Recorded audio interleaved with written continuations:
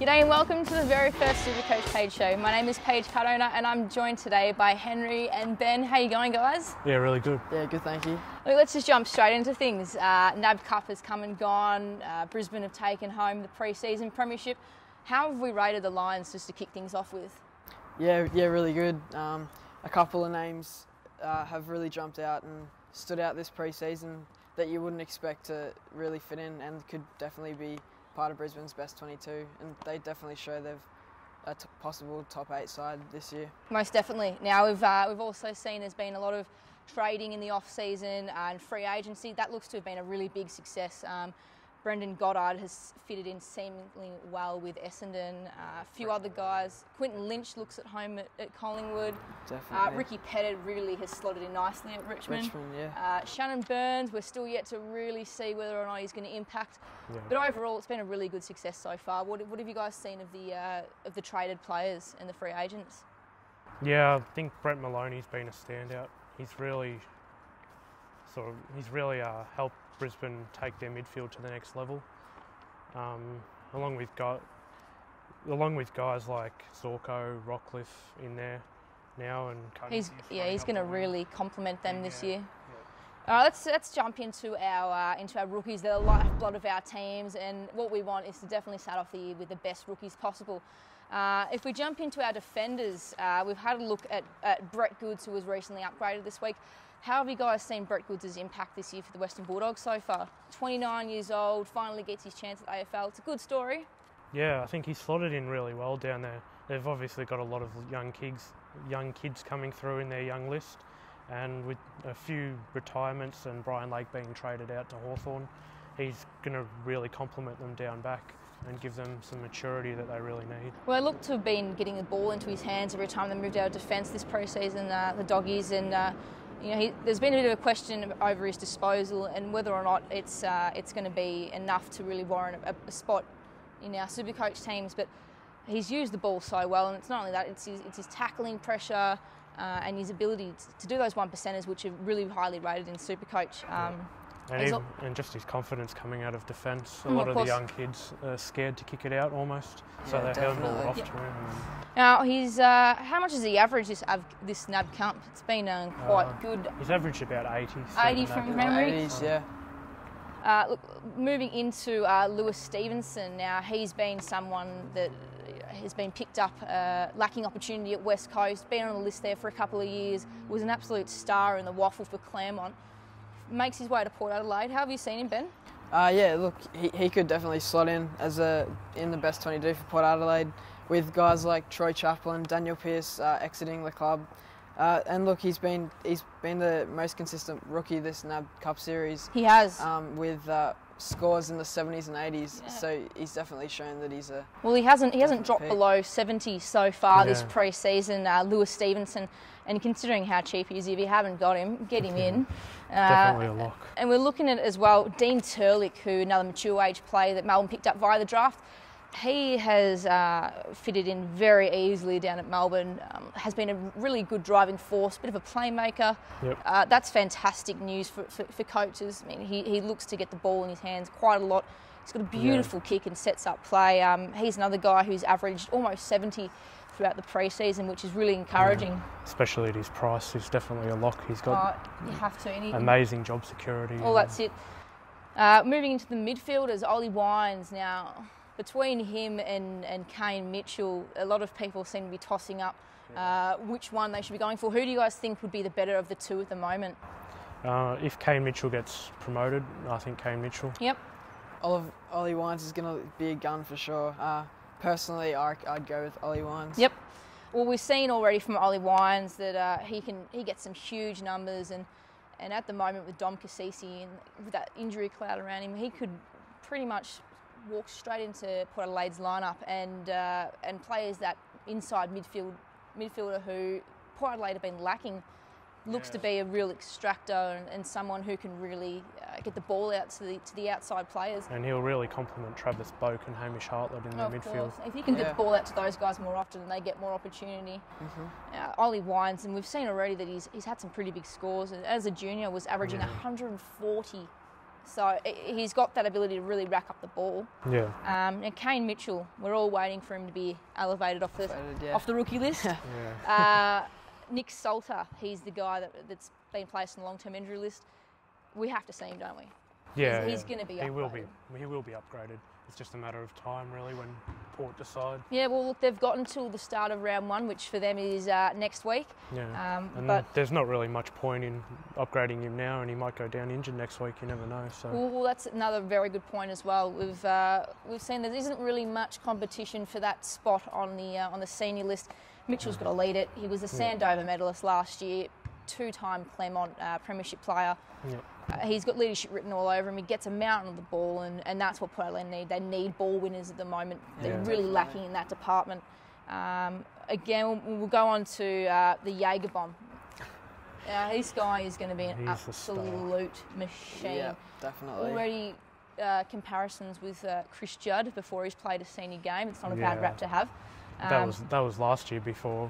As soon as he got drafted, he couldn't. He was 17. He couldn't play. Well, he's learning alongside the best.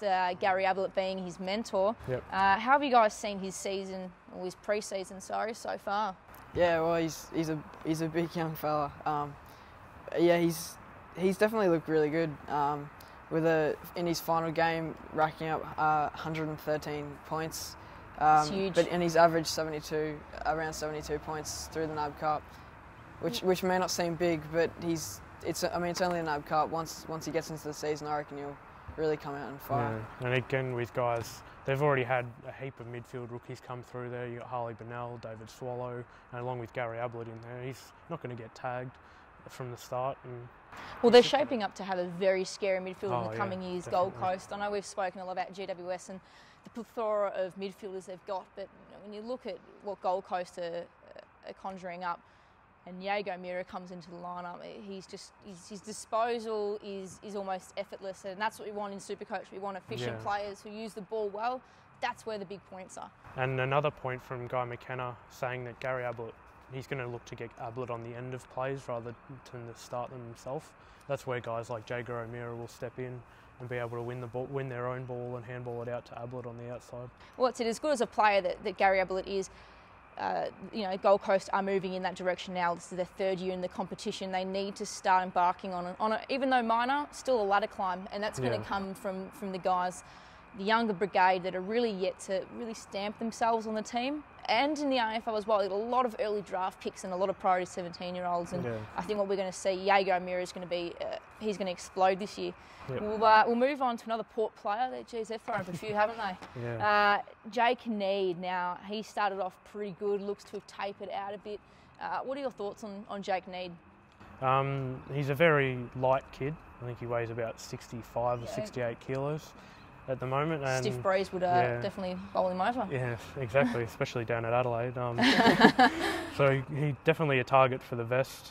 There's a quick player coming on. He has a lot of skill up forward. And he looks to be a bit of an X factor at the moment, player, doesn't he? I'm not quite sure he's going to impact across. Yeah, not reliable SuperCoach scorers. Yeah, I think still very important though, because we're really lacking in those forward midfield capable rookies this year. And at 115k, whack him on your bench, get some flexibility to move in between the forward and midfield, and really I don't think we can go wrong with him. Maybe use him for the captain's league poll if he doesn't play. Well, exactly, that's a great option as well. Now we'll move into the rucks. Now we're going to speak about this a bit more later on when we talk about the Matthew Leuenberger dilemma. We'll leave that one for now.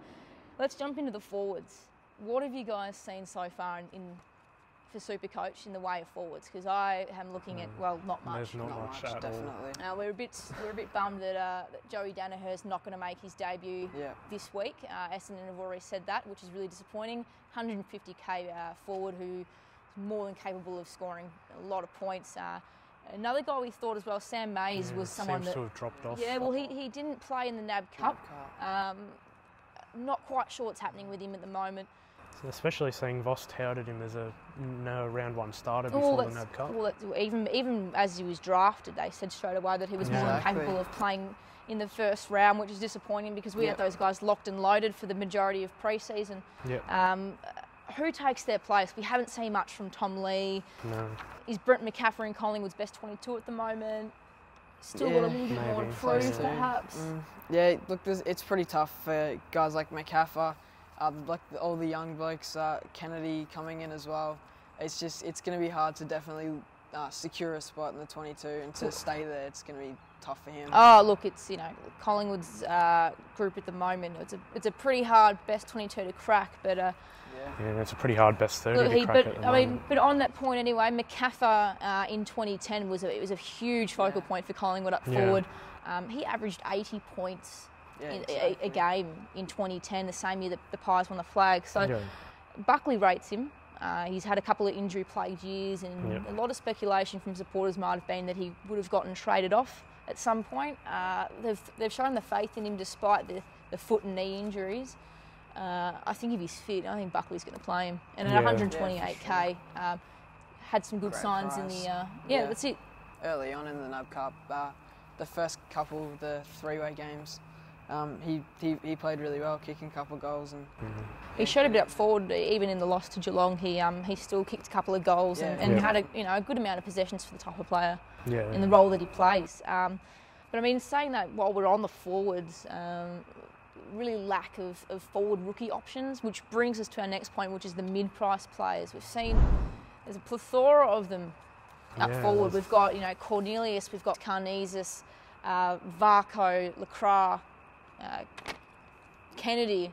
There's quite a few. What are your thoughts in regards to the picking a few mid-price players to make up for those or lack of the rookies this year, guys? Yeah, look, it's a bit. Personally, I'm struggling to pick in that kind of area, 5th, 6th forward spot. Yep. Some mid prices are a bit risky to go with, and rookies exactly aren't. There's a couple aren't really showing what we expected of them. So it's a tricky. If we do look at a few anyway, I mean, Paddy Karnezis looked like a bit player last year for Brisbane. Really didn't make too much of it. Dropped back to the NEAFL by Michael Voss because of his lack of defensive work, and he's come back now and shown that he's willing to commit to the team cause and move up to the wing. Well, he has. He's really embraced that sort of running. I mean, he's always been, when he was drafted, he was known well for his engine. He had a really good endurance base. Was drafted as a forward, and since going back to the NEAFL, he's probably embraced that more work up the ground, which has led into a wing role. And we've seen him. He looks like a raging bull when he's got the ball in his hands. He is just he uses it so well, and he's got great vision too. His centre of gravity is one thing I've seen, is that he's really hard to tackle, which means he's breaking tackles a lot, moving the ball forward.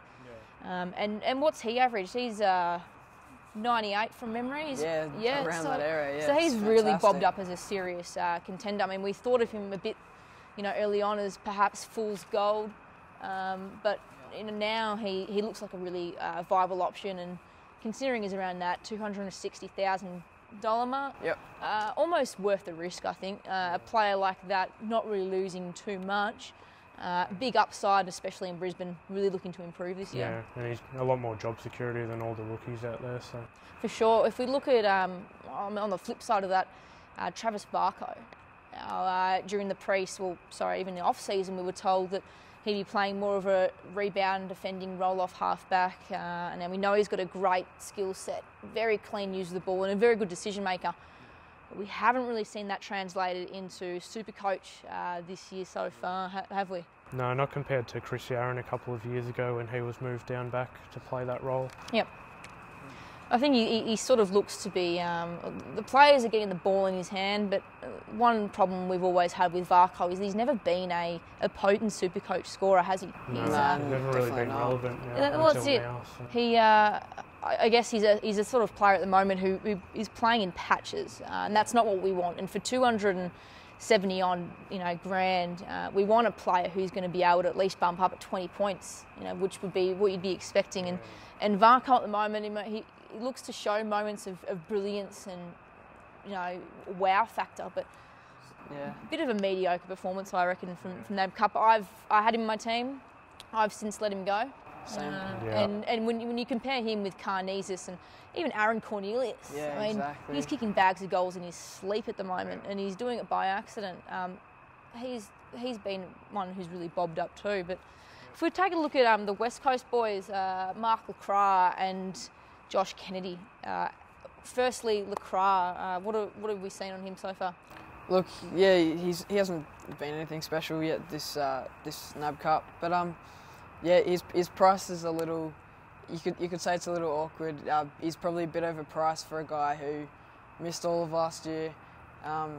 So yeah, I feel a bit ripped off actually. Exactly. I mean, $360,000 for a guy who hasn't played since 2011, and it's not good enough. But we did hear before he did go down with that ACL injury, and since returning, he's been brilliant. I mean, he kicked those 4 goals against Collingwood. He had an outing that day. Yeah. Been a bit, sort of up and down since. But before he went down with injury, he was.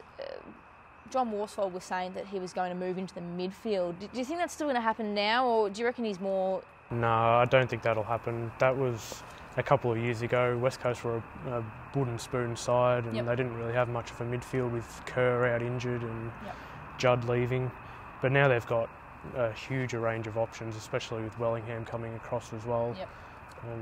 And Gaff and Shuey Embley back as well. And Gaff, Shuey, Selwood's all stepped up. Oh, look, they're West Coast midfield are incredibly underrated, and they are. They're nothing to be sneezed at. They are an incredible lineup, West Coast, and I think it's going to be hard for Lacroix to roll through that midfield. I think he's going to be restricted to the forward, which is something that we again look at in his time as a forward. A bit like Varco, he's never been a potent SuperCoach scorer. So consistent enough up forward. Is it worth the risk of paying $360,000 at the moment?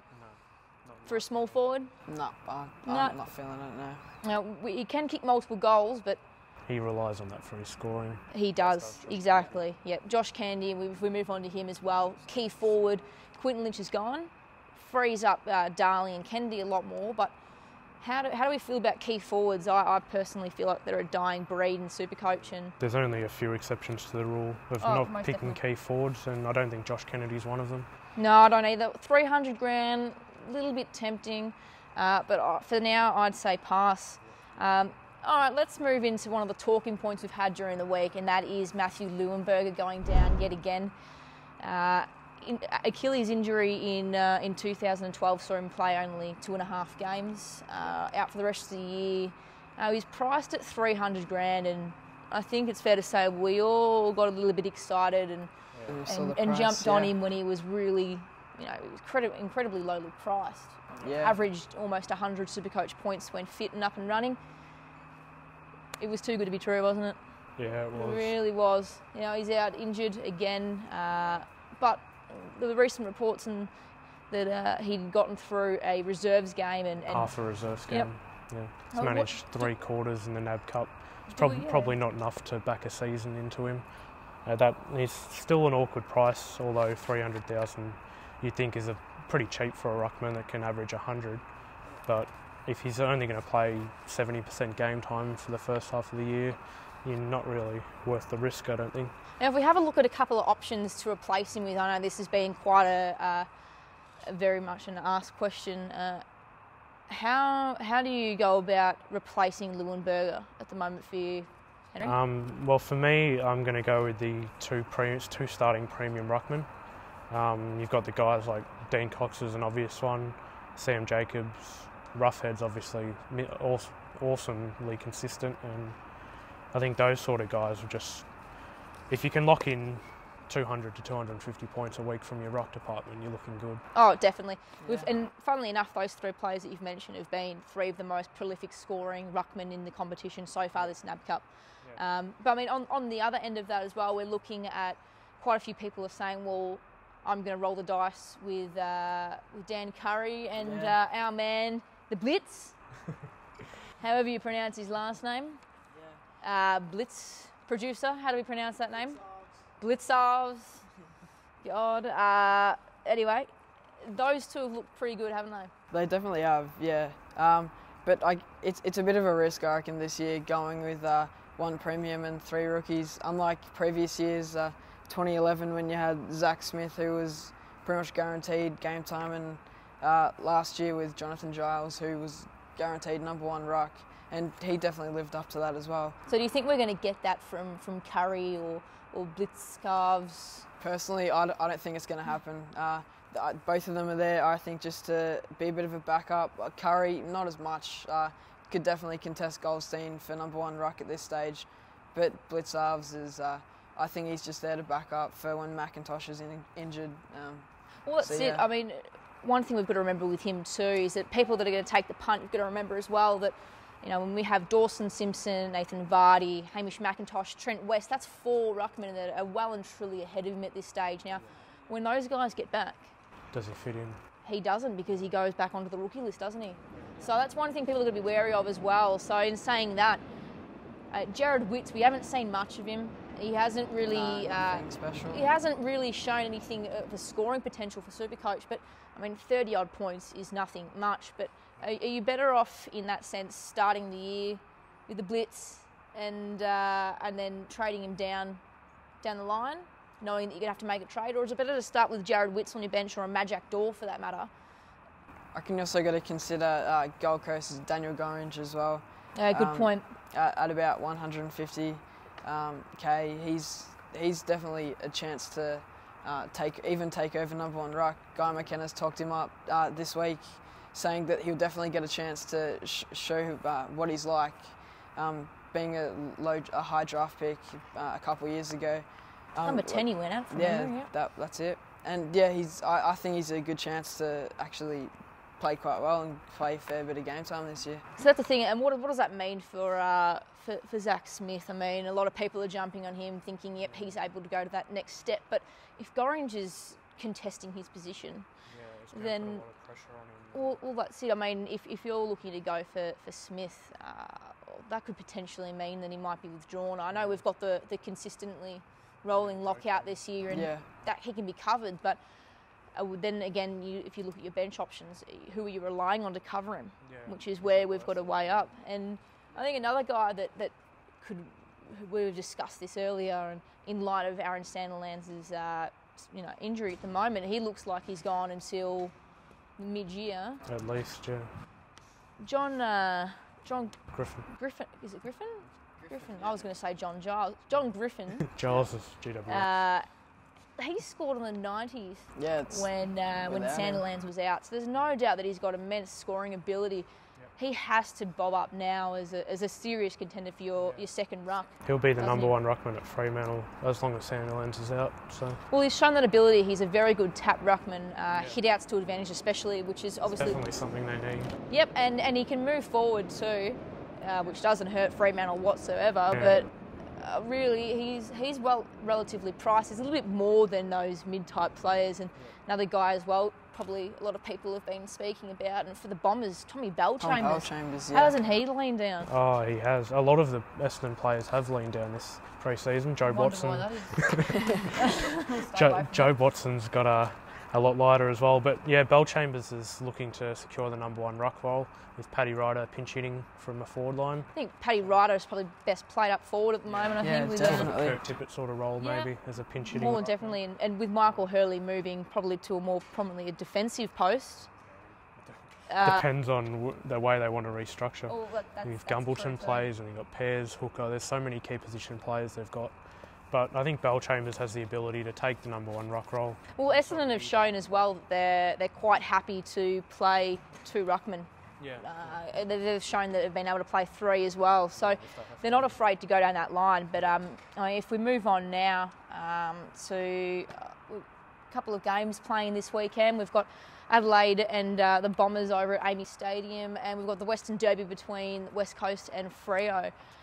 Good way to kick off the start of the season, bearing in mind that there's 2 games this weekend and another 7 next weekend. Why? Who knows? But if we have a couple of possibilities for the vice-captain role, and we know that there is that loophole we can use every round now, who would you guys be looking to put the big V on this week? I'll be looking at Joe Watson. He historically scores quite well against Adelaide. I think he averages about 120 against them, and at Amy Park as well. So, Amy Stadium. And Ben, what about yourself? Personally, I reckon Patrick Dangerfield. He's just starting to mature a lot now, isn't he? Getting older, and I think he could definitely be a great scorer. He's moving into the 5th year of fifth year of his career, and a lot of people already have been very quick to say that he is the closest thing to Gary Ablett. He will emulate Gary Ablett and continue to rack up Gary Ablett-like scores, and we've seen this pre-season already. 140s, 130s. If you haven't got him, you've got to lock him in. He's too good not to have. And well, that's it for our very first episode. We hope you've enjoyed the SCP show. We'll be back next week. Same guys, same place. See you then.